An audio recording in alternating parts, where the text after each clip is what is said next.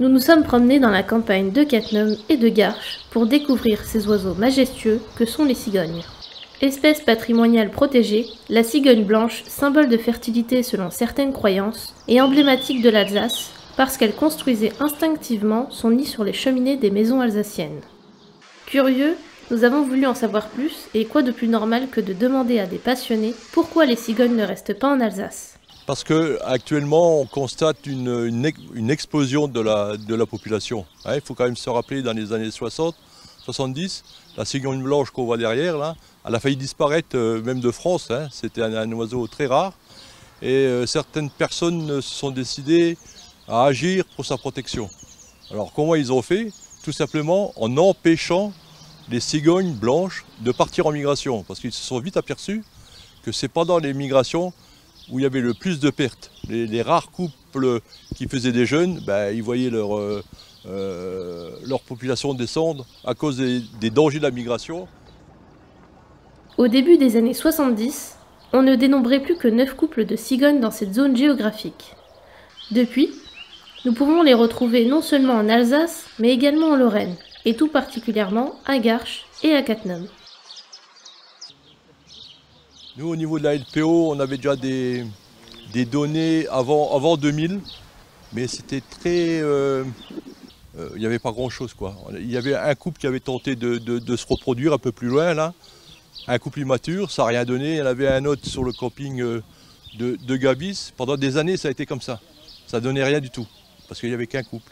Et un jour, un couple s'est reproduit, c'était dans les années, ça devait être 2005, 2006, ça s'est reproduit, un couple. Toujours un couple, pendant plusieurs années c'était un couple, après 3 couples, et puis après maintenant c'est l'explosion, là on est je ne sais pas à combien de couples, là, on doit avoir une douzaine de couples. Passionné de photographie, Monsieur Flamand est l'auteur des photos de l'agenda de Cattenom, mais il est également celui du calendrier communal de l'année dernière qui est souvent publié dans le terroir. Des photos, il en fait tous les jours. Mais c'est aussi pour ne pas oublier, pour avoir des archives, et tout s'explique en comprenant qu'il est l'un des membres fondateurs de Cathonis Villa, association qui regroupe tous les souvenirs cattenomois. Elles sont de plus en plus nombreuses à Cattenom, dans l'ancien lit de la Moselle. Moi j'en ai pris une fois 51 en même temps, posées, en train de manger. Et autrement dans le ciel, un jour j'en ai pris 36 en vol. Vous avez dû remarquer que ce sont de nombreux couples qui vivent dans notre campagne.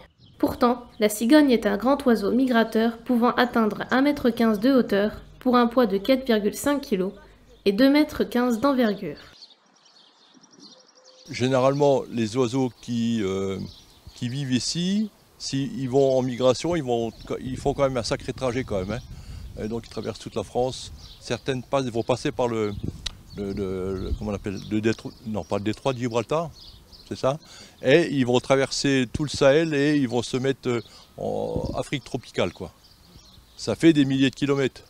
Comme je vous disais tout à l'heure, plus il y a de kilomètres, plus il y a de danger pour elles, quoi. Parce qu'ils traversent le Sahel et pendant leur trajet du Sahel, des fois il y a des tempêtes de sable et certaines n'y échappent pas, quoi. Généralement, en captivité, ils peuvent vivre très vieux, quoi. Ils peuvent au-delà de 20 ans. Mais ici, si ça vit 10-15 ans, c'est beaucoup. Généralement, on pense que les oiseaux vivent très vieux. On a des exemples tout simplement avec un oiseau que tout le monde connaît, par exemple, l'hirondelle. L'hirondelle, au bout de 5 ans, c'est une grand-mère, quoi. Pour vous dire que ça va très vite. Il y a beaucoup de pertes au niveau des jeunes qu'ils ont éclos, là, sur les 4 jeunes. S'il y en a un ou deux qui reviennent au printemps, c'est bien, quoi. Les badauds et amateurs de cigognes sont réguliers sur le sentier des Rogations à Garches. Il y a beaucoup de passages. Les voitures font spécialement un détour pour contempler ces échassiers. Ce jour-là, nous avons rencontré une photographe fan des cigognes. Je viens photographier les cigognes depuis 2017.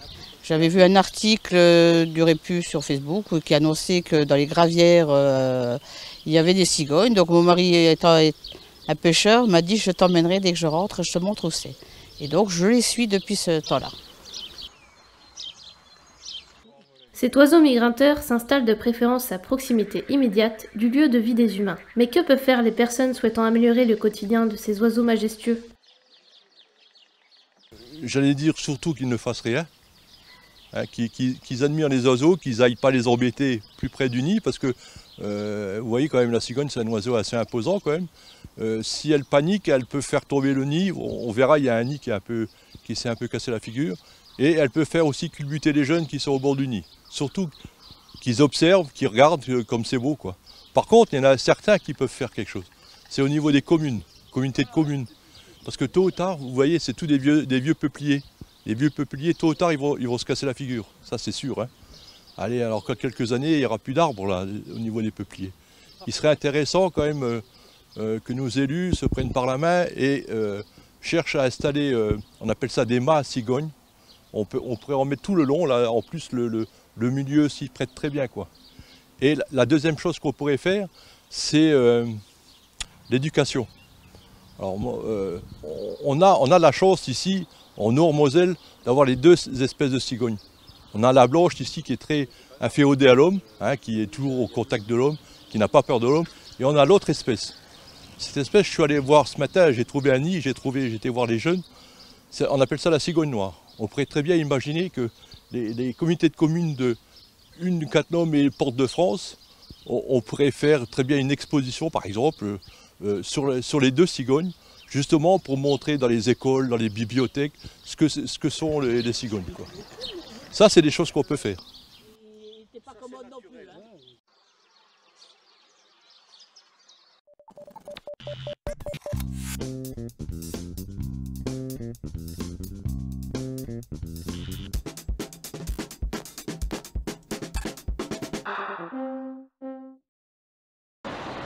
Les travaux de la chaudière biomasse avancent à bon train dans notre commune.